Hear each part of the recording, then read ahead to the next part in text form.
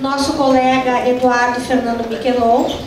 O Eduardo é graduado em Engenharia Mecânica pela Universidade de Caxias do Sul. Também é especialista em Segurança do Trabalho, formado pela Unicinos. Também é formado pela PUC Rio Grande do Sul como especialista em Gestão da Qualidade para Meio Ambiente e também é mestre em Engenharia Ambiental pela Universidade Federal do Rio Grande do Sul. Eduardo, por favor, fique à vontade. Boa noite. Boa noite. Todo mundo está me ouvindo? Sim. Tem uma missão árdua aí, né, para falar de um assunto que eu acho que é extremamente atual e polêmico, né? E eu vou tentar elucidar um pouco isso para vocês, tá? Muito bem.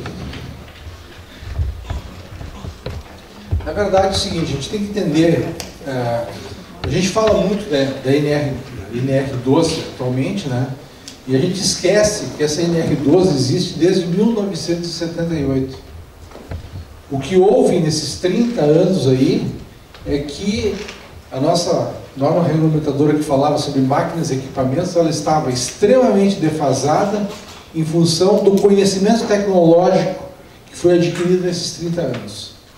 Esta nova NR12, ela acabou incorporando novas tecnologias, né, na proteção de máquinas. O que acaba acontecendo? Qual é o grande senão da questão? É que nós estamos trabalhando com tecnologia de última geração, oriundas muitas vezes de processos de automação industrial, e que a gente escreveu uma norma e que nós temos um parque industrial, às vezes, extremamente antigo e obsoleto. E é aí que gera todo o problema, né? As nossas máquinas atualmente, elas têm grande parte do nosso parque industrial, infelizmente, é um parque industrial obsoleto, né? Às vezes a gente tem máquinas novas que são construídas com tecnologias já ultrapassadas, né? Dificuldade de acesso de crédito de troca dessas máquinas, né? Eu tenho máquina velha, mas preciso comprar máquina nova, já atualizada, e falta dinheiro, né? E, infelizmente, eu tenho conhecimento de algumas linhas de crédito muito específicas para substituição de máquinas velhas por máquinas novas e já incorporando os dispositivos de segurança necessários, né? Falta de conhecimento de trabalhadores, sindicato, entidades de ensino e de profissionais da área de segurança e saúde do trabalho também. Quando eu falo ali falta de conhecimento, estou falando que hoje a incorporação dessas tecnologias, elas envolvem muitos conhecimentos da área de mecânica, áreas de eletrônica, áreas de elétrica, e que isso, na hora que a gente vai ter que desenhar a arquitetura da solução de segurança a ser adotada, acaba necessariamente passando por esses conhecimentos. Eu vou tentar explicar isso depois mais detalhadamente para vocês e vocês vão conseguir entender isso melhor.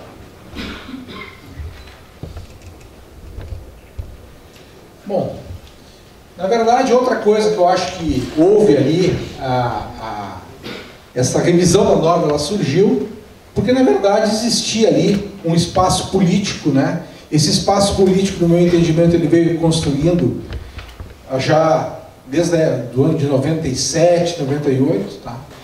Basicamente com alguns acordos coletivos que foram fechados. O pessoal fala do PRPS, né, que é o Programa de Prevenção de Empresas, de Riscos de Empresas Similares, basicamente do Estado de São Paulo, onde se fechou um acordo coletivo entre a indústria metalúrgica e o Sindicato dos Trabalhadores da Indústria Metalúrgica para definir quais seriam os dispositivos de proteção que as prensas deveriam ter. Depois surgiu as máquinas injetoras. Qual era o dispositivo de segurança que as máquinas injetoras deveriam ter? Então, já existia por parte da sociedade, eu vou chamar assim, um treinamento a respeito dos atores sociais envolvidos nessa questão, né, para desenvolver essas soluções. Porque, na verdade, é o seguinte, O grande problema da segurança de máquinas hoje é o seguinte, é eu ter uma máquina, olhar para a máquina e saber o que eu tenho que fazer para atender a NR12. Essa é a pergunta, né? Porque muitas vezes o nosso conhecimento tecnológico está muito defasado. Eu vou citar um exemplo para vocês da minha experiência do dia a dia. Eu nunca vou me esquecer de uma máquina que eu acho que muitos de vocês aqui já ouviram. Conhece a máquina de apontar bico da indústria de calçados, né? Máquina de apontar bico. Quando nós fomos discutir a solução para a máquina de apontar bico, nós se deparamos na frente daquela máquina e dizemos, o que nós vamos fazer na frente desse... Chamava ela, o próprio pessoal do Ministério do Trabalho chamava de bicho feio, né? O que nós vamos fazer na frente dessa máquina? E a pergunta básica era o seguinte, lá tem uma área de pinça, né, que é a pinça que junta o cabedal para depois as tesouras fazerem a montagem. Naquela área ali onde o cara colocava o dedo, né, aquela pinça fechando, o que iria acontecer? Esmagar a ponta do dedo do cara. A pergunta era, qual é a solução tecnológica a ser adotada para evitar que o cara conseguisse deixar o dedo ali e executar a tarefa para a qual a máquina foi desenvolvida, que é fazer a montagem do cabedal no calçado. E, fruto de muita discussão e de muitas idas para cá e para lá, até que a gente conseguiu ter acesso a uma norma tipo C, que eu vou depois tentar detalhar para vocês o que é uma norma tipo C, tá? Que ela basicamente é o seguinte, ela é uma norma específica para dispositivo, quais são os dispositivos de segurança que uma máquina de apontar bico deve ter. E, logo no capítulo inicial ali, o Leandro dizia o seguinte, que na área das pinças, o estado da arte, até hoje, não existe dispositivos de segurança eficazes. Bom, de posse dessa informação, a gente começou a avançar as nossas discussões com os próprios técnicos do Ministério do Trabalho. Porque senão estava todo mundo se debatendo, até hoje nós estaríamos parados, né, olhando o que nós íamos fazer naquela área, na pinça, que não tem o que fazer ali hoje. Então, explicar para vocês o que são essas normas. Eu não sei se vocês têm conhecimento de como é que funciona as questões das normas, isso é aqui no Brasil e é em qualquer lugar do mundo, né? Existem as normas tipo A, que eles chamam, que são as normas gerais. Elas falam assim, elas definem, por exemplo, o que é uma proteção fixa, o que é uma proteção móvel, o que é uma proteção móvel com intertravamento, o que é uma proteção autoajustável. Ela define simplesmente o que são essas proteções. Depois, são as normas que eu digo assim, elas definem os caráteres filosóficos dos assuntos técnicos. Depois nós temos normas tipo B, que daí elas começam a detalhar um pouco mais. Detalhar um pouco mais, ela diz o seguinte, a NBR 14152, ela fala como deve ser feito, construído um dispositivo de bimanual, por exemplo. Porque, gente, dispositivo de bimanual, até muito pouco tempo atrás, todo mundo achava que o dispositivo bimanual era botar 2 botões ligados em série. O comando bimanual não é isso, ele tem outros requisitos que eles devem ser cumpridos. E essa norma fala quais são esses requisitos. Sistemas de parada de emergência numa máquina. Existe uma norma que diz como devem ser feitos esses sistemas de parada de emergência da máquina. Então essas são as normas tipo B, que a gente chama. E daí, depois delas, vem as normas tipo C, que definem por tipo de máquina quais são as soluções de segurança, quais são as arquiteturas de segurança a serem adotadas nestas máquinas especificamente. E aí que é o grande calcanhar de Aquiles que nós temos aqui no Brasil. Que nós, nessas normas tipo C, nós somos muito pobres. Pobres não, dizer miseráveis. Nós não temos. É raras. Eu conheço ali, eu acho que eu estaria... Tem 6 ou 7 normas que eu conheço, que é para máquina injetora, máquina de picador de carne, esteira transportadora, umas coisas assim. Agora, quando a gente vai conversar no âmbito do mercado europeu, eles têm isto muito mais avançado do que nós. Eles têm praticamente normas tipo C para qualquer tipo de máquina que a gente pensar, inclusive para as máquinas que a gente utiliza no curtume. Por exemplo, descarnadeira. Qual é a solução que eu vou adotar numa descarnadeira? A gente vai encontrar uma norma tipo C que diz quais são os dispositivos de segurança que uma descarnadeira deve ter. Assim como uma máquina, uma divisora. E assim vai todas as máquinas que são utilizadas no curtume, a gente vai encontrar normas tipo C que dizem como são os dispositivos de segurança a serem adotados nessas máquinas, quais são os requisitos de segurança que eles devem atender e como eles devem ser construídos.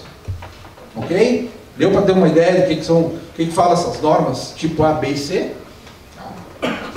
Bom, vamos adiante então.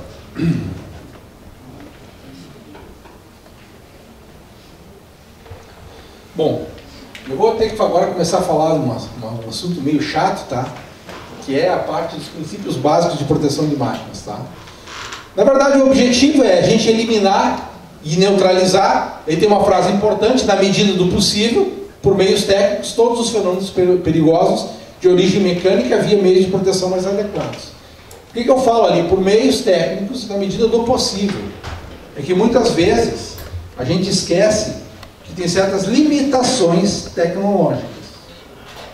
E a gente acha que muitas vezes a gente é Deus, né? É passar por cima das limitações tecnológicas. E isso, gente, é muito importante. Por que eu falo isso? Porque a primeira coisa que a gente tem que fazer quando a gente se depara, a gente vai desenvolver uma solução de segurança numa máquina, é fazer aquilo que se chama de análise de risco. Análise de risco, existe uma norma tipo A, que é a NBR 14009, que diz como eu devo fazer a análise de risco de uma máquina. Bom, gente, assim, ó, só um parênteses. Todas as normas que nós temos aqui no Brasil, que são utilizadas na segurança de máquinas, elas são cópias de normas europeias. Todas elas têm lá o correspondente. Tá? A 14.009, se eu não me engano, hoje é a EN 12.100, da Comunidade Europeia. Ou seja, que ela diz como eu devo fazer a análise de risco de uma máquina. Porque, gente, senão fica muito E aí já entra um forte caráter de subjetividade, né? Se não tivesse um direcionamento mínimo. Porque quando eu começo a fazer análise de risco de uma máquina, eu posso até ver chifre e cabeça de cavalo. Eu posso ir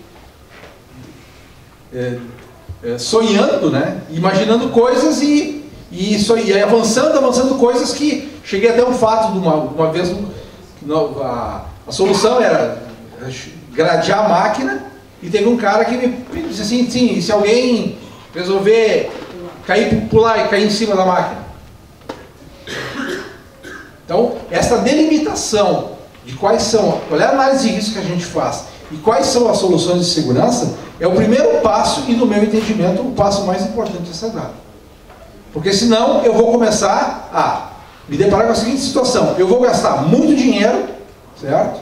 E coisas desnecessárias, talvez. Esta questão, gente, para mim é o calcanhar de Aquiles de tudo. A confusão toda que se tem na NR12, tirando a falta de alguns entendimentos, de alguns conceitos técnicos que tem ali, porque envolve conhecimentos de elétrica e de eletrônica mais aprofundados, né? Porque eu vou depois mostrar para vocês. Todo mundo pensa que sensor, né, é algo que a gente utiliza no sensor de processo. Abre a porta, a máquina para, porque tem um sensor ali que dispara um sinal elétrico que manda lá alguém parar a máquina. Esse sensor, gente, muitas vezes pode ser utilizado na segurança de máquinas um sensor de automação comum, mas a maioria das vezes não são sensores comuns. Tem que ser sensores que atendem determinadas categorias de segurança.